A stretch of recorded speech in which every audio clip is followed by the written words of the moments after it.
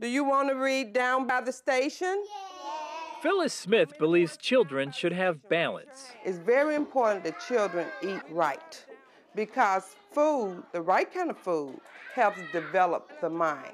But no one would lend her money to expand her daycare in Detroit. Excellent. No one would help Bob Bauer either. He's trying to get a loan to house disabled workers who manage his nonprofit organic farm in Lansing. Things looked bleak. Hi. Hello. Hi, I'm Jane Carter. Until an unlikely organization rolled to the rescue. We're not a bank. We're a community financial institution. Christine Cody's nonprofit employer, Michigan Interfaith Trust Fund, loans millions to projects that help the poor. We can offer credit to organizations or to individuals that don't qualify for a bank loan because of their restrictions. Christine is helping fulfill a vision built on a commitment 25 years ago. We had to reach out to help others as we were helping ourselves. Because money for the war on poverty dried up in the early 80s.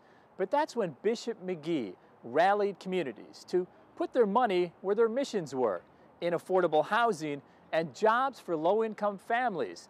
And that's how the McGee Fund started in 1990 until it had the urge to merge with the Michigan Housing Trust Fund in 2004. Our missions were very similar. We held the same values, the same principles. We had almost an identical vision for what we thought the future should look like. And it made a lot of sense to put the two organizations together. The Michigan Interfaith Trust Fund has loaned $30 million so far, picking projects that help entrepreneurs and people with potential ease out of hard times. Conventional banks, they wanted more collateral, they wanted more down payments. So Bob Bauer turned to the Michigan Interfaith Trust Fund, which loaned him over $300,000 to create housing for his farm workers with disabilities. The trust fund has been an answer to a prayer, and it's trusting that something would happen if we had the right intentions and that we were working for the right cause. If you're happy and you know it, then your smile will surely show it. The Michigan Interfaith Trust Fund helped Phyllis Smith continue caring for kids with a $150,000 loan to build this daycare center in Detroit. I'm very appreciative of Michigan Interfaith Trust Fund that made their dream and their desire come true.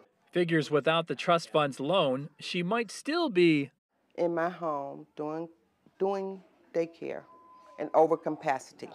Sister Teresa Blackare connected with the Michigan Interfaith Trust Fund when the city of Detroit flat out refused to help mow vacant lots in the city. It was a danger to kids who were walking in the neighborhood. So we were really frustrated with it.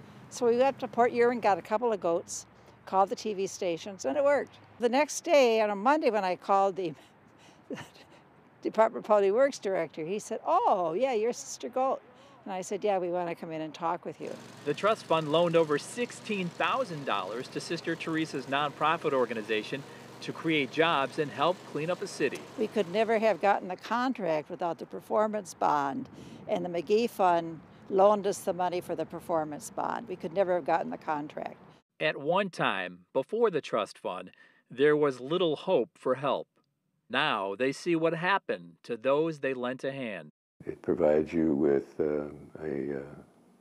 I can't say a thrill as much as a solid feeling of accomplishment and a solid feeling of helping your fellow man. It's very satisfying to find out how well it has done, that it's still here, that it has accomplished all that it has accomplished. To hear these stories is reassuring and confirming that we were on the right track and the organization is still on the right track. We want to be the catalyst to lift Michigan's communities out of poverty.